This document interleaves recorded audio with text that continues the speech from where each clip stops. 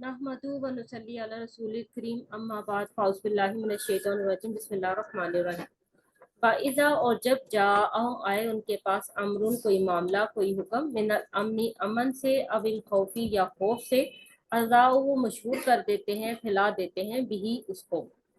اچھا، اصل میں نا بات یہ تھی کہ آپ کو پتہ ہے کہ غزوہ احد میں جو ہے وہ مسلمانوں کو شکست کا سامنا کرنا پڑا، اور غزوہ احد کے بعد جو ہے وہ غزوہ خندق ہوئی، اور دونوں غزوات کے درمیان جو وقت تھا نا، جو عرصہ تھا، وہ مسلمانوں کے لیے بڑا مشکل وقت تھا۔ غزوہ احد میں جو ہے وہ شکست کی وجہ سے یہودی مشرکین، قریش مکہ، عرب کے قبائل، غرض کے جتنے بھی اسلام دشمن تھے نا، ان کے حوصلے بڑھ گئے تھے۔ تو مدینے میں ہر طرف جو ہے نا ایک ہنگامی قسم کی فضا چھائی ہوئی تھی۔ تو اس صورتحال سے نا اسلام دشمن لوگ خوب فائدہ اٹھا رہے تھے۔ کبھی تو مسلمانوں کو دہشت زدہ بنانے کے لیے ایسی افواہیں پھیلا دیتے تھے کہ فلاں مقام پر جو ہے وہ مسلمانوں کے خلاف بڑا بھاری لشکر جمع ہو چکا ہے، اور وہ جلدی جو ہے وہ مدینے پر چڑھائی کرنے والا ہے۔ تو کبھی ایسا ہوتا کہ خطرے کی بات ہوتی تو وہ مسلمانوں کو بتاتے ہی نہ، ٹھیک ہے۔ تو یہ بات نہ صرف منافقین اور یہودیوں تک محدود تھی، بلکہ بعض جو عام لوگ ہیں نا وہ بھی دلچسپی لینے لگ گئے تھے۔ کوئی بات آتی خوف کی تو فٹافٹ جو ہے ایک دوسرے کو بتانے چلنے شروع ہو جاتے ہیں، تمہیں پتہ ہے تو مدینے کے باہر جو ہے وہ لشکر کٹھے ہو رہے ہیں، خواہ مخواہ وہ کہتے ہیں نا زبان کا چسکا لینے کے لیے، وہ تمہیں پتہ ہے کہ جو ہے نا باہر کچھ نہیں، امن ہے، حالانکہ باہر جو ہے وہ فوج کھڑی ہوتی، ٹھیک ہے۔ تو وَإِذَا جَاءَهُمْ أَمْرٌ مِّنَ الْأَمْنِ، اور جب کوئی معاملہ ان کے پاس آتا امن سے، یعنی امن تھا، باہر امن تھا، مدینے میں بھی امن تھا، یا کوئی خوف والا معاملہ ہوتا، ٹھیک ہے، اذاؤ بھی، وہ اس کو مشہور کر دیتے، یعنی ایک جو ہے وہ سراسیمگی کا عالم جو ہے وہ پھیل جاتا سارے مدینے میں، لوگ خوف زدہ ہو جاتے، ٹھیک ہے۔ تو یہ آج کل بھی یہی معاملہ چل رہے ہیں، ہمارے پاس جو ہے وہ سوشل میڈیا، ہمارے پاس موبائل ہاتھ میں آ گیا ہے، کوئی خبر آتی ہے ہم فٹافٹ جو ہے وہ نہ اس کی تصدیق کرتے ہیں اور اس کو جو ہے وہ پھیلانے کی کوشش کرتے ہیں کہ بھئی یہ ہو رہا ہے جی دنیا میں، پہلے اس کی تصدیق تو کر لو، اگر تصدیق نہیں کر سکتے تو کم سے کم خاموشی اختیار کرو۔ تو اس معاملے میں اللہ تعالیٰ نے جو ہے وہ مسلمانوں کو کیا حکم دیا؟ فلو اور اگر ردوہ وہ لوٹا دیتے اسے پہنچا دیتے اسے الی رسولی رسول تک و الی اولی الامر اور صاحب اقتدار تک منہم ان میں سے لعلمہ الذین ضرور وہ جان لیتے وہ لوگ جو یستنبطونہ جو اس سے نتیجہ کر سکتے ہیں منہم ان میں سے۔ اچھا، یہاں پر جو ہے نا وہ بتایا جا رہا ہے کہ اگر اس طرح کی کوئی خبر ہو تو ان کو چاہیے تھا کہ وہ رسول اللہ صلی اللہ علیہ وآلہ وسلم تک یہ خبر پہنچا دیتے، یا صاحب اقتدار کی طرف خبر پہنچا دیتے۔ جیسے نبی علیہ الصلوۃ والسلام اگر رحلت فرما گئے، فوت ہو گئے، تو اس کے بعد جو خلیفہ تھے حضرت ابوبکر، حضرت عمر، ٹھیک ہے، ان کی طرف لوٹا دیتے۔ پہلے یہ تو خیر نبی علیہ الصلوۃ والسلام کے وقت کی بات کی جا رہی ہے نا، تو ہمارے یہاں پہ بھی یہی معاملہ ہونا چاہیے کہ اگر ایسی کوئی خبر ہوتا یہ ہے کہ جس کے متعلق خبر ہوتی ہے نا اسی کو خبر نہیں ہوتی کہ میرے متعلق کیا خبر پھیلائی جا رہی ہے، تو سارے زمانے کو پتا ہوتا ہے جی کہ بھئی یہ اس کے متعلق یہ خبر پھیلائی جا رہی ہے۔ تو جو معاملات ہے وہ بالکل کلیئر کٹ ہونے چاہیے۔ تو ایسے اگر معاملات آ جائیں تو رسول تک پہنچا دو، اب چونکہ نبی علیہ الصلوۃ والسلام نہیں ہے تو صاحب اقتدار تک پہنچا دو، تاکہ صاحب اقتدار جو ہے وہ اس کو جان لے، کیونکہ وہ معاملات سے جو ہے وہ ان باتوں سے صحیح نتیجہ اخذ کر سکتے ہیں، تاکہ جو ہے وہ صحیح نتیجہ اخذ کر کے لوگوں تک یہ بات پہنچا دی جائے۔ اچھا، اب جو ہے نا جو تشریح میں نے کی ہے یہ اسی مناسبت سے ہے، لیکن اس کا حکم جو ہے وہ عام ہے، یعنی ہر موقع پر افواہوں کے بارے میں یہی رویہ جو ہے وہ اختیار کرنا چاہیے۔ البتہ ایک حدیث ملتی ہے وہ تھوڑی سی اس سے ہٹ کے ہے، سیدنا عمر اس آیت کا شان نزول بالکل الگ بیان کرتے ہیں۔ وہ فرماتے ہیں کہ لوگ مسجد نبوی کے سین میں بیٹھے باتیں کر رہے تھے کہ رسول اللہ صلی اللہ علیہ وسلم نے اپنی بیویوں کو طلاق دے دی، اور جب میں نے خود رسول اللہ صلی اللہ علیہ وسلم کے پاس جا کر اس کی تحقیق کی تو آپ صلی اللہ علیہ وسلم نے بتایا کہ آپ صلی اللہ علیہ وسلم نے طلاق نہیں دی۔ یہ آیت اسی بارے میں نازل ہوئی ہے، ٹھیک ہے۔ مزید یہ بات سن لیں کہ نبی علیہ الصلوۃ والسلام، مسلم کی حدیث ہے کہ نبی صلی اللہ علیہ وسلم نے فرمایا کسی آدمی کے جھوٹا ہونے کے لیے یہی دلیل کافی ہے کہ وہ ہر سنی سنائی بات آگے بیان کر دے، یعنی بات سنی اور بغیر تحقیق کیے آگے پہنچا دی۔ اس سے لڑائی جھگڑے بھی پیدا ہوتے ہیں، اس میں معاشرے میں فساد بھی پیدا ہوتا ہے، معاشرے میں خوف و خراش بھی پیدا ہوتا ہے، تو ایسی باتوں سے بچنا چاہیے۔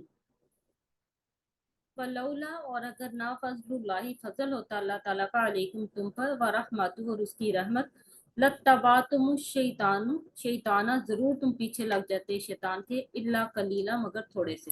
اللہ تعالیٰ فرما رہے ہیں کہ یہ جو اس طرح خبریں پھیلاتے ہیں ٹھیک ہے، تو افواہیں پھیلا رہے ہیں، تو اللہ کا فضل تم پر نہ ہوتا اور اللہ کی رحمت اگر تم پر نہ ہوتی تو تم جو ہے وہ لازمی ان افواہوں کی رو میں بہہ جاتے، دینی اور دنیاوی دونوں لحاظ سے نقصان اٹھاتے، کیونکہ اس کا مطلب یہ ہے کہ افواہوں کی جو ہے وہ تحقیق کے بغیر ان کو آگے پھیلا دینا بیسیکلی یہ شیطان کے پیچھے لگنے والا کام ہے۔ تو لتبا تم الشیطانہ، کہ ضرور تم پیچھے لگ جاتے شیطان کے، اللہ کلیلہ، مگر تھوڑے ہی بچتے۔ تو یہ بات، یہ آیت کلیئر ہو گئی تھی آپ لوگوں کو؟ جی زوم جی پارٹیسپینٹ، سر. ہاں جی چلے آگے چلتے ہیں پھر۔ فقاتل، پس آپ لڑائی کریں، جنگ کریں، فی سبیل اللہ، اللہ کی راہ میں، لا نہیں تکلف کو آپ کو تکلیف دی جاتی، الا مگر نفس کا، آپ کے نفس کی، وحرز المؤمنین، اور ترغیب دیں، ابھارے مومنین کو، مومنوں کو۔ اچھا دیکھیں، بات یہ ہے کہ یہاں نبی علیہ الصلوۃ والسلام سے کہا جا رہا ہے فقاتل، کہ آپ صلی اللہ علیہ وسلم جو ہے وہ جنگ کریں فی سبیل اللہ، اللہ کی راہ میں، لا تکلف الا نفسک، یعنی آپ مکلف نہیں ہیں صرف اپنی جان کی، یعنی آپ سے آپ کی اپنی جان کے متعلق پوچھا جائے گا کہ آپ نے جہاد کیا کہ نہیں کیا۔ تو نبی علیہ الصلوۃ والسلام دیکھیں جب جہاد کے لیے نکلیں گے تو مومنین تو اتنے پکے تھے ایمان میں کہ اگر نبی علیہ الصلوۃ والسلام جو ہے وہ جہاد کے لیے نکلتے تو سارے جو ہے وہ پیچھے ان کی لائن بنا کے کھڑے ہو جاتے کہ اللہ کے رسول آپ کیوں آگے جا رہے ہیں، ہمیں آگے جانے دیں۔ تو اللہ تعالیٰ نے جو ہے نا نبی علیہ الصلوۃ والسلام کو ہدایت دی کہ آپ جو ہے وہ اللہ کی راہ میں جہاد کریں، اور آپ سے صرف آپ کی جان کے متعلق پوچھا جائے گا۔ وہ ہر ریز المؤمنین، البتہ مومنوں کو ترغیب دلائیں جہاد کی، کہ وہ جو ہے وہ اللہ کی راہ میں جہاد کریں۔ اصل اللہ، ہو سکتا ہے کہ اللہ تعالیٰ ان یکفا، یہ کہ وہ روک دے، بأس الذین، لڑائی کو ان لوگوں کی طرف سے جنہوں نے کفروا کفر کیا، واللہ، اور اللہ تعالیٰ اشد، بہت سخت ہے، بأسن، لڑائی میں، واشد، اور زیادہ سخت ہے، تنکیلا، سزا دینے میں۔ دیکھیں یہاں پر یہ فرمایا جا رہا ہے کہ جو ہے نا آپ لڑائی کا ارادہ کریں، ٹھیک ہے، اور مسلمانوں کو، مومنین کو بھی جہاد کا جو ہے وہ اس کی ترغیب دلائیں۔ ہو سکتا ہے کہ اللہ تعالیٰ جو ہے وہ لڑائی ہونے ہی نہ دے، ٹھیک ہے۔ اگر انہوں نے حملہ کرنے کی ٹھان ہی لی ہے، یعنی اصل اللہ ان یکفا باس الذین کفروا، ان یکفا، کہ ہو سکتا ہے کہ اللہ تعالیٰ جو ہے وہ ان کو لڑائی سے روک دے، کافروں کو۔ اگر وہ رکیں گے نہیں تو پھر یاد رکھنا اللہ تبارک و تعالیٰ جو ہے وہ زیادہ سخت ہے لڑائی میں، ٹھیک ہے، وہ زیادہ سخت ہے سزا دینے میں، اللہ خود ہی ان سے نبڑ لے گا۔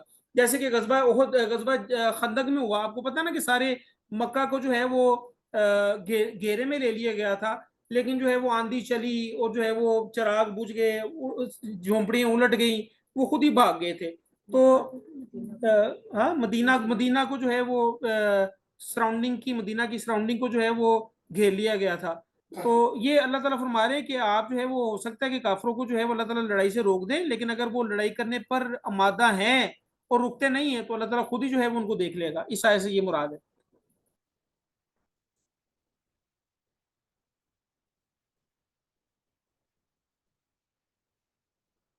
میں یشفع، جو کوئی سفارش کرے گا، شفاعتن حسنتن، نیک بات کی سفارش، یکون، ہوگا، لہو، اس کے لیے، نصیبن، حصہ، منہا، اس سے، ومن یشفع، اور جو کوئی سفارش کرے گا، شفاعتن سیئتن، بری بات کی سفارش، یکون لہو، ہوگا اس کے لیے، کفلم، حصہ، منہا، اس سے۔ اچھا، جو نیک بات کی سفارش کرے گا اللہ تعالیٰ فرماتے ہیں کہ اس کے لیے اس میں حصہ مل جائے گا اس کو، اور جو بری بات کی سفارش کرے گا تو اس کے لیے بھی اس میں حصہ ہوگا۔ اچھا، اب یہاں دو لفظ استعمال ہوئے ہیں، ایک نصیب، یہاں پہ بھی حصہ ہے اس کا مطلب، ٹھیک ہے، اور کفل یہاں پہ بھی حصہ ہے۔ نادش کیا ہمیں بتائیں گے کہ یہ نصیب اور کفل میں فرق کیا ہے؟ نصیب تو نصیب سے نا، جو قسمت میں لکھا ہو، جو معین حصہ ہے، مقرر حصہ ہے، اس کے لیے نصیب استعمال ہوتا ہے۔ کفلون کا مطلب ہوتا ہے حصہ، کفالت، یعنی یہ اس کو جتنا چاہے اللہ تعالیٰ بڑھا سکتا ہے، کم کر سکتا ہے، اچھائی اور برائی دونوں چیزوں کے لیے یہ بھی استعمال ہوتا ہے کفلون، یعنی اللہ تعالیٰ اس کا ثواب یا گناہ 10 گنا بڑھا بھی سکتا ہے، کم بھی کر سکتا ہے، یہ اللہ تعالیٰ پہ ڈیپینڈ کرتا ہے۔ ٹھیک ہے۔ اچھا، اب اگر ہم مضمون کے ربط کو دیکھیں، سیاق و سباق کو دیکھیں، تو پیچھے جو ہے نبی علیہ الصلوۃ والسلام کو کہا جا رہا ہے وَحَرِّزِ الْمُؤْمِنِينَ، کہ مومنین کو جو ہے وہ قتال پر جو ہے وہ ابھارا جائے۔ تو بیسیکلی کسی کو جنگ کے لیے ابھارنا یہ بھی ایک قسم کی سفارش ہی ہے نا، کہ بھئی تم جنگ کے لیے جاؤ، یہ ایک نیک سفارش ہے۔ تو جو ظاہر سی بات ہے، جو مجاہد جنگ میں جائے گا، جتنے کافروں کو قتل کرے گا، تو جس نے جو ہے وہ جنگ کے لیے اس کو تیار کیا ہوگا اس کو بھی ثواب ملے گا، ٹھیک ہے۔ اور جو اس طرح کی سفارش سے روکے گا تو گناہ میں پڑے گا تو اس گناہ کا جو ہے وہ گناہ کا جو اجر جو ہے وہ اس کو بھی ملے گا جس نے جنگ سے جانے سے روکا. یہ تو ایک اسپیسیفک کانٹیکس میں ہم نے بات کر دی. لیکن یہ بات جو ہے نا وہ یہ ذہن میں رکھیے گا کہ یہ عام ہے. اگر کوئی بندہ ڈیزرونگ ہے, ٹھیک ہے, اور وہ شفاعت کے قابل بھی ہے تو آپ اس کی سفارش کر دیں. دنیا میں کئی کام پڑتے ہیں, ٹھیک ہے, تو لوگوں کی جو ہے وہ سفارش کر دینی چاہیے اگر اچھا کام ہے. تو پھر اس کے بعد وہ بندہ جتنے بھی اچھے کام کرے گا اس کی نیکی کا حصہ بھی ہمیں ملتا جائے گا. لیکن اگر مثال کے طور پر اگر کوئی شخص جو ہے وہ کوئی چور ہے, کمرہ عدالت میں کھڑا ہے, اور کوئی دوسرا شخص جا کے اس کی سفارش کرتا ہے کہ بھئی یہ چور نہیں ہے, تو وہ بری ہو جاتا ہے, رہا ہو جاتا ہے. تو اس کا مطلب یہ ہے کہ جب وہ رہا ہوگا اور جتنی بھی چوریاں کرے گا تو جس نے اس کی سفارش کی ہوگی اس کو اس چوری میں سے رسدی حصہ ملتا جائے گا, اس کو گناہ کا حصہ ملتا جائے گا. تو نیک شفاعت کرنی چاہیے اور بری شفاعت سے بچنا چاہیے. ٹھیک ہے. وکان اللہ اور ہے اللہ تعالیٰ علی کل شیء ہر چیز پر مقیتا نگران. المقیت اللہ تبارک و تعالیٰ کی ذات ہے جس کا معنی ہوتا ہے گننے والا. وکان اللہ علی کل شیء مقیتا, اور اللہ تعالیٰ ہر چیز کو گننے والا ہے. یعنی جتنے بھی سفارش کی ہے, نیک سفارش کی ہے, نیکی میں حصہ ملے گا, اللہ تعالیٰ اس کو گن رہا ہے.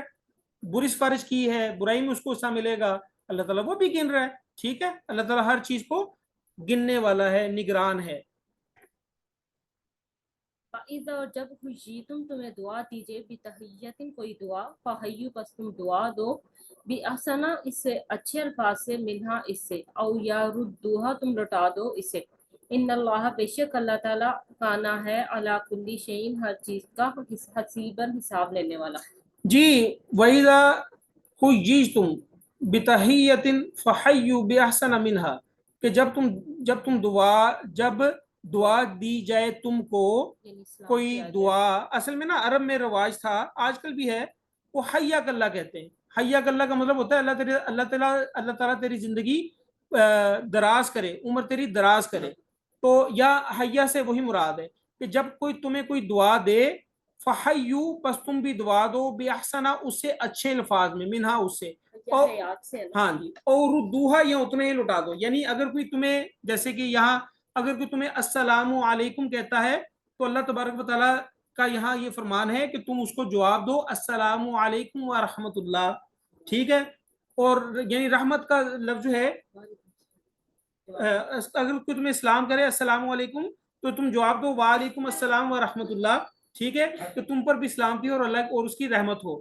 ٹھیک ہے, اور اگر تمہیں کوئی کہے السلام علیکم ورحمۃ اللہ تو تم جو ہے وہ جواب میں کہو وعلیکم السلام ورحمۃ اللہ وبرکاتہ. اچھا جواب دو, یا کم سے کم اتنا ہی لٹا دو جتنی اس نے جواب دیا. اگر اس نے السلام علیکم کہا ہے تو ہمیں چاہیے کم سے کم جو ہے وہ تھریش ہولڈ یہ ہے کہ ہم جواب میں جو ہے وہ وعلیکم السلام کہیں. ٹھیک ہے, اب اس میں ذرا تھوڑی سی احادیث سن لیں کہ سیدنا عبداللہ بن عمر کہتے ہیں کہ ایک شخص نے آپ صلی اللہ علیہ وسلم سے پوچھا کہ بہتر اسلام کون سا ہے, تو آپ صلی اللہ علیہ وسلم نے فرمایا کہ یہ کہ تم دوسروں کو کھانا کھلاؤ اور اسے بھی سلام کرو جسے تم جانتے ہو اور اسے بھی جسے تم نہیں جانتے. اب ہوتا ہے کیا ہے کہ ہم جس کو جانتے ہیں اس کو تو سلام کرتے ہیں, لیکن جس کو نہیں جانتے اس کو ہم سلام نہیں کرتے. یہ آج کل بازاروں میں جو ہے وہ یہی معاملات ہیں. تو میں نے کہیں سنا تھا کہ شاید یہ قرب قیامت کی بھی نشانی ہے. تو جب کوئی ملے تو ہمیں اسے سلام کرنا چاہیے چاہے ہم اس کو جانتے ہو یا نہ جانتے ہو. تو اب سلام کے آداب سن لیں. سیدنا عمران کہتے ہیں کہ ایک آدمی آپ صلی اللہ علیہ وسلم کے پاس آیا اور کہا السلام علیکم, تو آپ صلی اللہ علیہ وسلم نے فرمایا کہ 10, یعنی اس کے لیے 10 نیکیاں ہیں. پھر ایک اور آدمی آیا اور اس نے کہا السلام علیکم ورحمۃ اللہ, تو آپ صلی اللہ علیہ وسلم نے فرمایا کہ 20, یعنی اس کے لیے 20 نیکیاں ہیں. پھر ایک اور آدمی آیا, اس نے کہا السلام علیکم ورحمۃ اللہ وبرکاتہ, تو آپ صلی اللہ علیہ وسلم نے فرمایا کہ اس کے لیے 30 نیکیاں ہیں. ایک اور حدیث میں آتا ہے السلام علیکم ورحمۃ اللہ وبرکاتہ مغفرتہ, یہ مغفرت یہ دعا بھی آتی ہے. تو ایک اور حدیث سن لیں کہ آپ صلی اللہ علیہ وسلم نے فرمایا کہ جب تم میں سے کوئی اپنے بھائی کو ملے تو اسے سلام کہے, پھر اگر ان دونوں کے درمیان کوئی درخت, دیوار یا پتھر آ جائے پھر اس سے ملاقات کرے تو پھر سلام کہے. دیکھیں مجھے اچھی طرح یاد ہے کہ جب میری اور نازش کی نئی نئی شادی ہوئی تھی تو ہم جو ہے وہ جب ایک کمرے سے دوسرے کمرے میں ایک دوسرے سے جا کے ملتے تھے تو ہم سلام کیا کرتے تھے. تو میری بہنوں نے نا ہمارا مذاق بنا لیا ہوا تھا, اور جب بھی مجھے دیکھتے تو کہتے السلام علیکم, نازش کو دیکھتے السلام علیکم. ٹھیک ہے, تو ایسی بات نہیں تھی, یہ حدیث میرے ذہن میں تھی. تو اسلام سے نا ایک تو جو ہے نا برکت بھی پڑتی ہے اور محبت اور مودت جو ہے وہ بھی بڑھتی ہے. تو آپ ایک اور حدیث سن لیں کہ آپ صلی اللہ علیہ وسلم نے فرمایا کہ چھوٹا بڑے کو سلام کرے، چلنے والا جو ہے وہ بیٹھے کو سلام کرے، تھوڑے آدمی جو ہے وہ زیادہ آدمیوں کو سلام کریں، ٹھیک ہے، اور اسی طرح سوار جو ہے وہ پیدل چلنے والے کو سلام کہے، اور چلنے والا جو ہے کھڑے آدمی کو سلام کہے۔ سیدہ عائشہ فرماتی ہے کہ چند یہودی آپ صلی اللہ علیہ وسلم کے پاس ہے اور کہا السلام علیکم، السلام علیکم یا السلام علیکہ، السلام کہتے ہیں موت کو، یعنی تجھے موت آئے۔ حضرت عائشہ کہتی کہ میں سمجھ گئی کہ وہ کیا کہہ رہے ہیں، تو میں نے کہا علیکم السلام واللعنہ، کہ تم پر جو ہے وہ موت ہو اور تم پر لعنت بھی ہو۔ تو آپ صلی اللہ علیہ وسلم نے فرمایا ٹھہرو عائشہ، اللہ ہر کام میں نرمی کو پسند کرتا ہے۔ میں نے جواب دیا کہ اللہ کے رسول آپ نے سنا نہیں وہ کیا کہہ رہے ہیں؟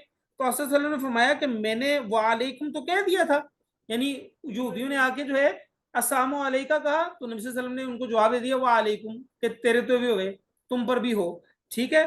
تو آپ صلی اللہ علیہ وسلم نے فرمایا کہ لوگوں میں سے اللہ سے زیادہ قریب وہ ہے جو ان میں سے پہلے سلام کرتا ہے۔ یہ ابو داؤد کی حدیث ہے۔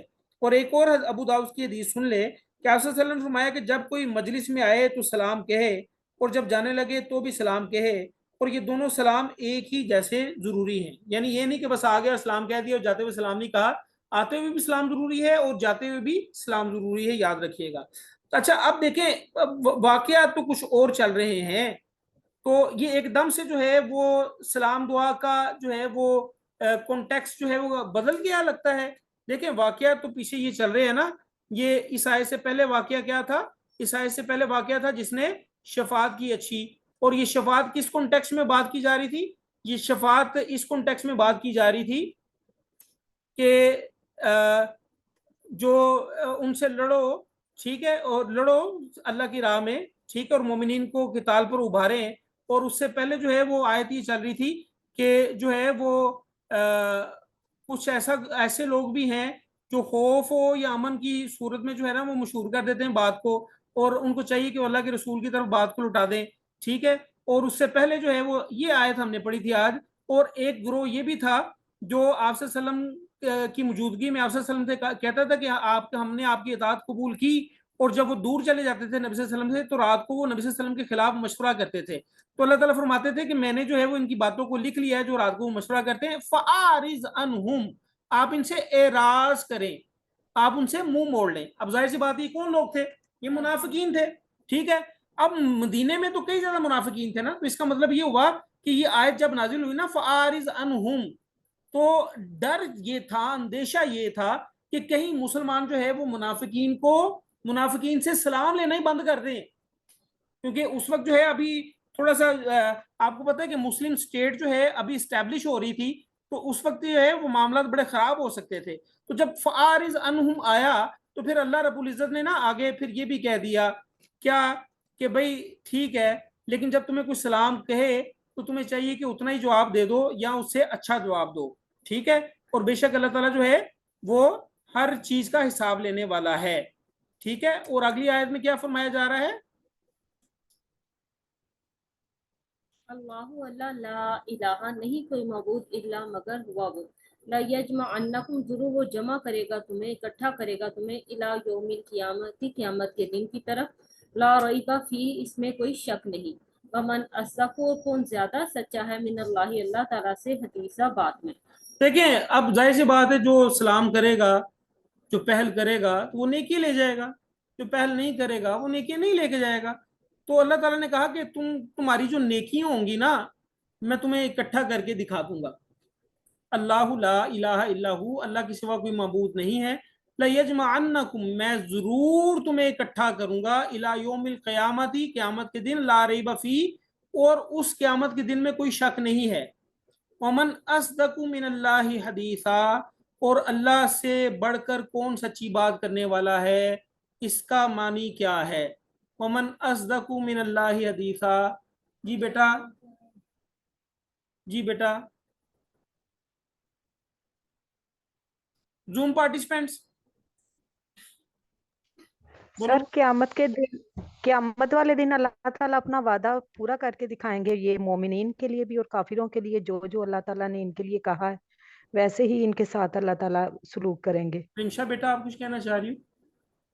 بیٹا دیکھیں بات یہ ہے اللہ تعالیٰ نے کہا کہ میں ضرور تم کو اکٹھا کروں گا قیامت والے دن، اور اس میں کوئی شک نہیں ہے، یہ اللہ تعالیٰ نے بات کہہ دی.